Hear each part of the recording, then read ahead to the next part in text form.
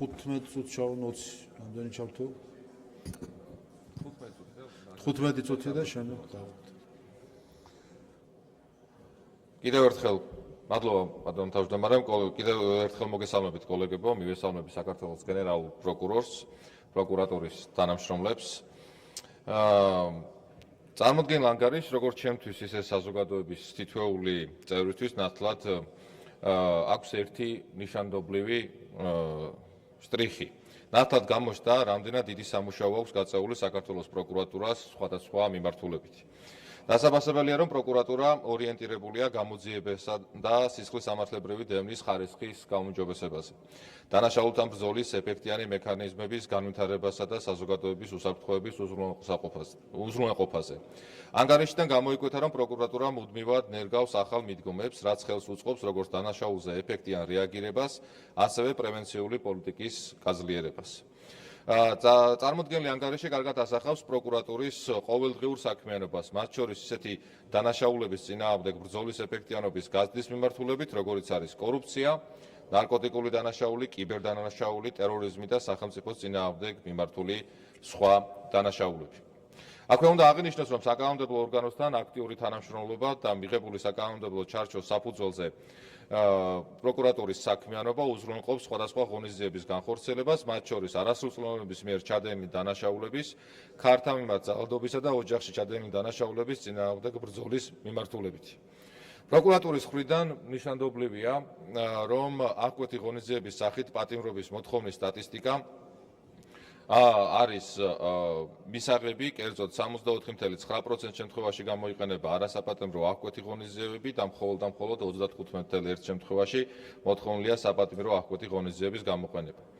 ასევე დადებითად შესაძლებელია, რომ სასამართლომ 17% შემთხვევაში არ დაეთანხმა პროკურატურას და არ იქნა გამოყენებული პატიმრობა აქვეთი ღონისძიების სახით.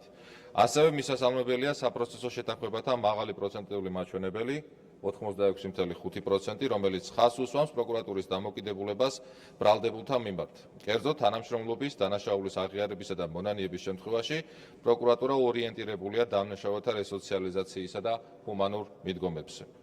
ასევე მისასალმებელია, რომ საპროცესო შეთანხმებებისას თავისუფლების აღკვეთის ნაცვლად საზოგადოებისათვის სასარგებლო შრომის სახით სასჯელის გამოყენების რაოდენობა შეადგენს 3.5%, მხოლოდ 2025 წელს.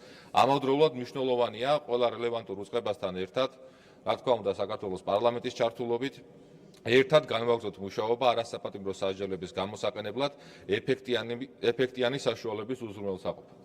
მნიშვნელოვანია გაგრძელდეს კანონთან კონფლიქტში მყოფ არასრულწლოვანთა მიმართ დაბალანსებული რესოციალიზაცია, რეაბილიტაციის პროცესზე ორიენტირებული სისხლისამართლის პოლიტიკის გატარება და საერთაშორისო სტანდარტებზე დაყრდნობით იმ არასრულწლოვნების მიმართ, რომლებიც აკმაყოფილებენ კანონმდებლობით დადგენილ კრიტერიუმებს, უპირატესობა მიენიჭოს სისხლისამართლებრივი დევნის ალტერნატიულ მექანიზმებს.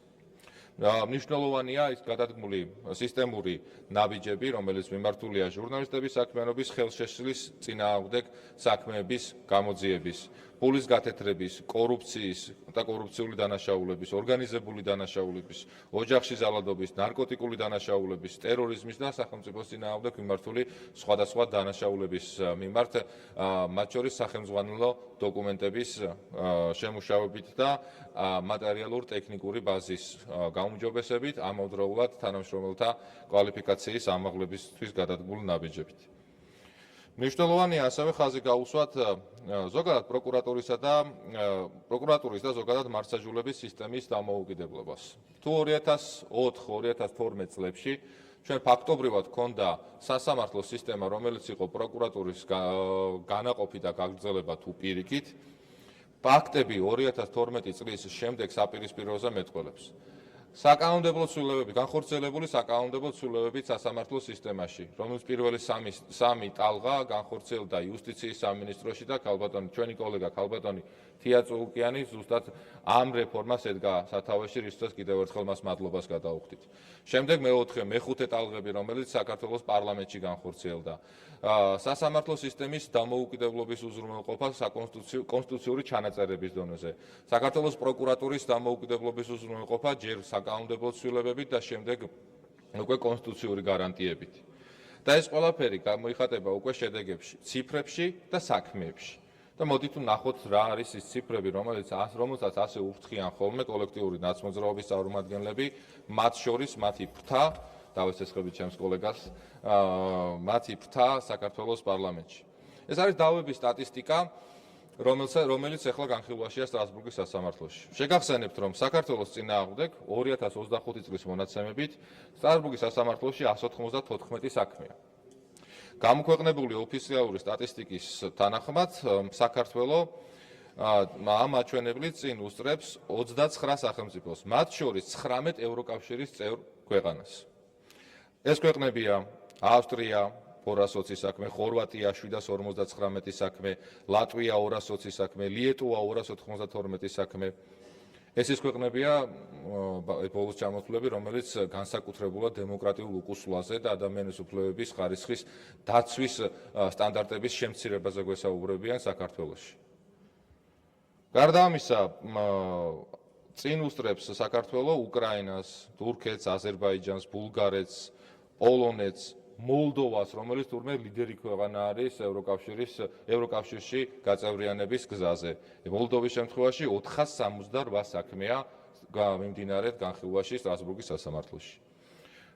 ვინმე შეიძლება манипуляციაში ჩამოგვართვას, რომ აქ განსხვავებები არის ერთ მოსახლეობად ამ ქვეყნებს ვერ შევედრებით, რადგან საქართველოში განსხვავებული მოსახლეობის რაოდენობაა. მაგრამ მოდი ვნახოთ ერთულ მოსახლეზე საქმეთა რაოდენობა და წილი განაწილებული როგორ არის. საქართველოს შემთხვევაში ეს მაჩვენებელი 2025 წელს იყო 0.52. ლატვიაში 1.18, ანუ ორჯერ და მეტჯერ უფრო მეტი.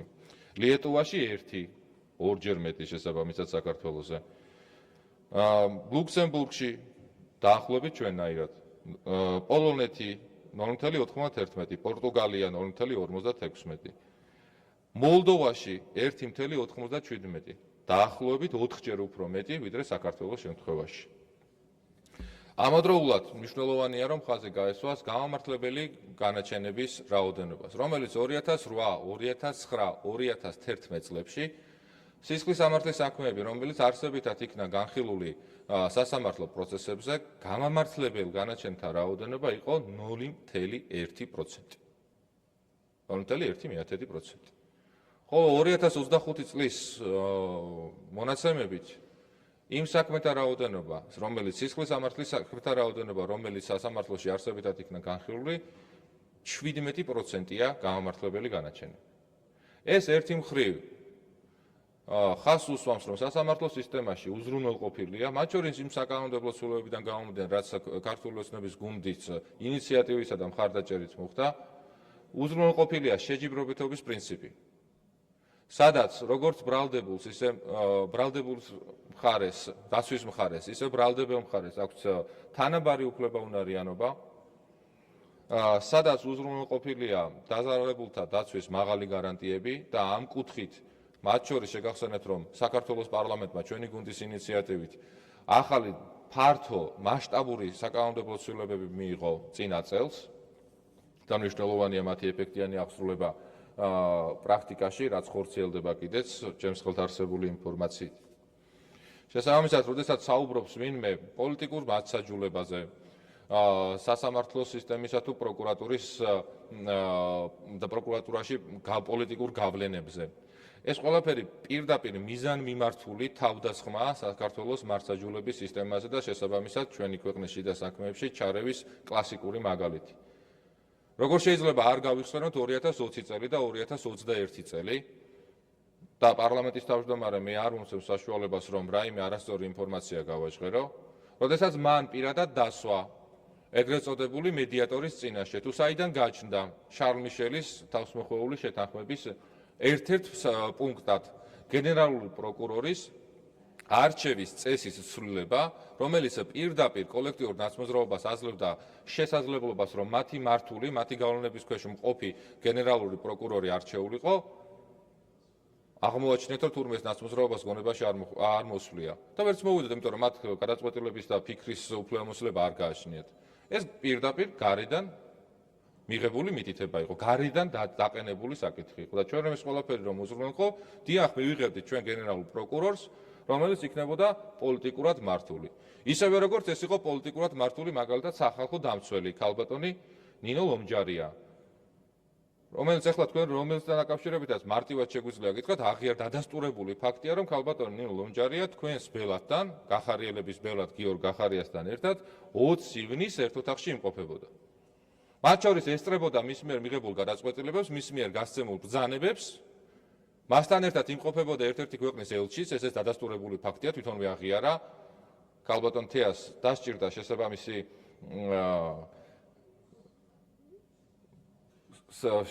საშუალებების გამოყენება დარწმუნებისა თუ გამოკითხვისა და ამ ხერხების გამოყენებით მან აღიარა, რომ დიახ, მის გვერდით ელჩი იმყოფებოდა და რა გასაკვირია ის, რომ ქალბატონ ნინო ლომჯარიას დასკვნაში გიორგი გახარიას პასუხისმგებლობასთან დაკავშირებით არაფერი არ იქნებოდა ჩანაწერი და არც არის. და ის შეეცდებოდა, რომ გაიმართლებინა ის ადამიანი, რომელიც გვერდით ეჭდა ამ გადაწყვეტილებებს, როდესაც იღებდა.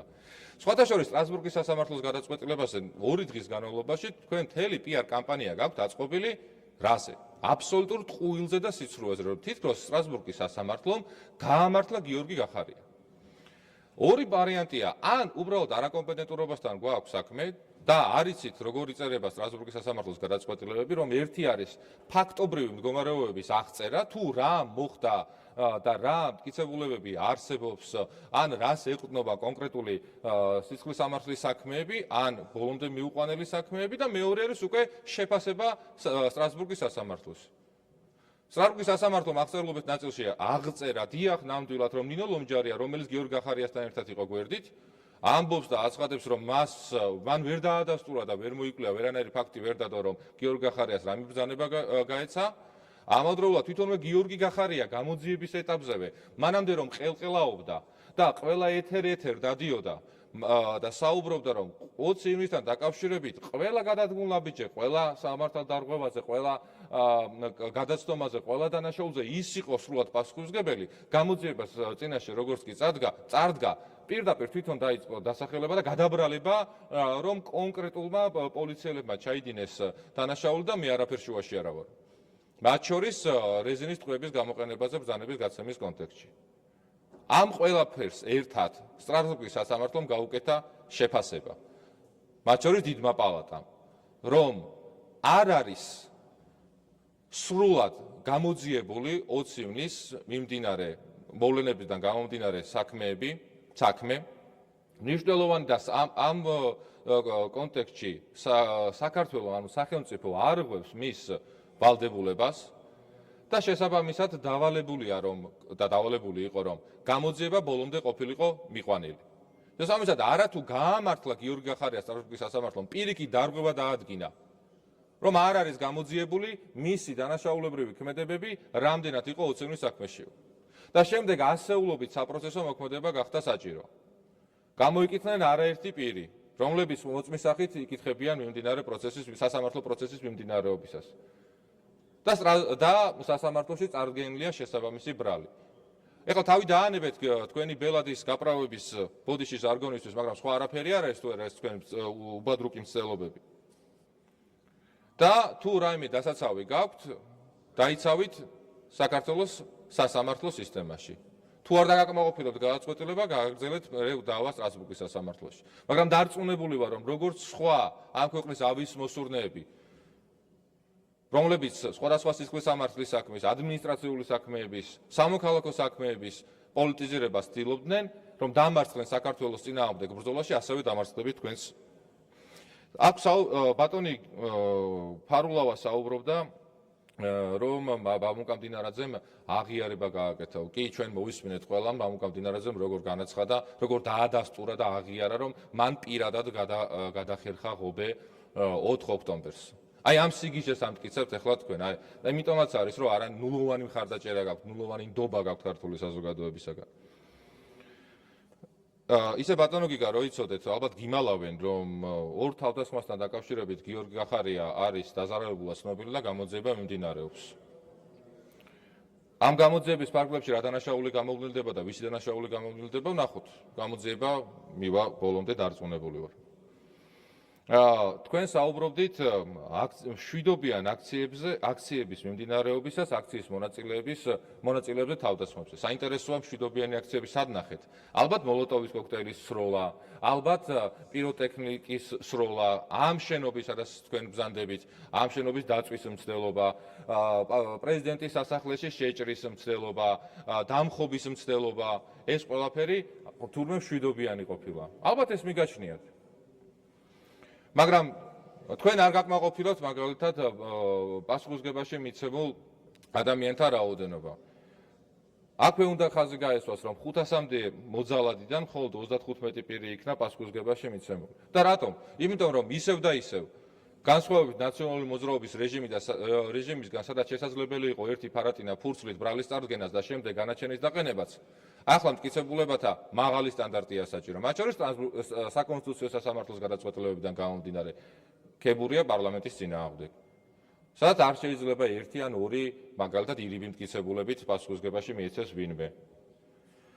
ქალბატონის სოფო ხურგვანზე რა ვიცი რა მოგახსენოთ, დაზარალებულებზე საუბრობდა გენერალური პროკურორი და დაზარალებულებს კუდები უწოდა. სახალხო დამცველის მოადგილე მაინც არ იყოთ, როგორ შეიძლება ადამიანებზე ასე ისაუბროთ, არ ვიცი, უბრალოდ ეს ჩვენს გაგების და ახმის მიღმა ნამდვილად. გახარიაზე ისაუბრა, რომ სიმპტომიაო და დიახ, ნამდვილად სიმპტომია გახარია. გახარია სიმპტომია პოლიტიკური ავადობისა და ეს სახადი კოლექტიურ ნაცმოძრაობასთან ერთად ჩვენმა ქვეყანამ აუცილებლად უნდა მოიშოროს და მოიშორებს კიდეც. დასასრულს მინდა გითხრათ, რომ დარწმუნებული ვარ, რომ პარლამენტისა და პროკურატურის თანამშრომლობა ბატონო გიორგი და არსებული გამოცდილება, განხორციელებული რეფორმები და ჩვენ არაერთი კომუნიკაცია გვაქვს, მათ შორის საკანონმდებლო ცვლილებებთან დაკავშირებით სისხლის სამართლის კოდექსში და თუ საპროცესო კოდექსში განსახორციელებელ ცვლილებების შესახებ, ხელს შეუწყობს მართლმსაჯულების სისტემის კიდევ უფრო მეტ გაზლიერებას. ამავდროულად კიდევ ერთხელ მადლობას გადაგიხდით თქვენს მოადგილეებს, პროკურატურის მთელ შემადგენლობას და მუშაკებს 24 საათიანი პირდაპირ მნიშვნელობით 24 საათიანი საქმიანობისათვის. საქართველოს პროკურატურა არის ერთ-ერთი ბურჯი მართლმსაჯულებისა და შესაბამისად ამ ქვეყანაში ადამიანის უფლებების დაცვის გარანტია. შესაბამისად გისურვებთ მომავალში წარმატებებს, ხოლო ჩვენ საქართველოს პარლამენტის სახელით შეგვიძლია გითხრათ, რომ ყოველთვის მზად ვიყავით, ვართ და ვიქნებით თანამშრომლობისათვის. მიუხედავად იმისა, ამ ქვეყნის ავის მოსურნეებმა რა არ უნდა ისაუბრონ. მთავარია რა არის მნიშვნელოვანი ჩვენი მოსახლეობისთვის და ჩვენი მომავლისთვის. მადლობა.